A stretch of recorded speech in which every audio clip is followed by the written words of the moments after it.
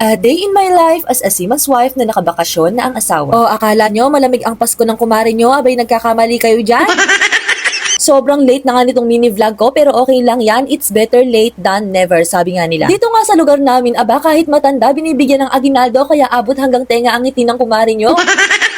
After nga namin mamasko sa side ng asawa ko ay umuwi naman kami dito kila nanay para mamasko naman sa mga tito at tita namin dito. Kaso malutong na pera ang inaantay ko pero isang malutong na sampal ang natanggap ko. Pero okay lang yan, ang mahalaga may Sharon tayo. Kung ang mga bata, aginaldo ang inaantay, aba itong matatanda, take out ang inaabangan. Kaso kakaiba tong sa pinsa namin, aba halaman ang gustong iuwi.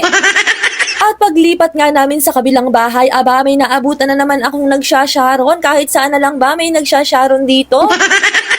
Paglipat naman namin dito sa kapatid ni tatay, aba nagkakagulo at nagkaabot-abot nga kaming magpipinsan dito. Ganito kasi ang traditional sa lugar namin, lalo na kapag Pasko nagpupunta sa mga tito, tita, lolo at lola. So after naman namin mamasko sa side ni tatay, ay umuwi na muna kami ng bahay para umattend ng reunion para sa side naman ni nanay. Pagkadating nga namin dito, aba target lock agad dito sa lechon. O alam nyo ba, kami ang kahuli-hulihang dumating pero kami ang kauna-unahang nakakuha ng pagkain. O diba, diskarte lang yan, mindset ba mindset? After nga namin kumain ay nagpahinga lang kami ng konti tapos may mga palaro na. So ito panoorin nyo muna.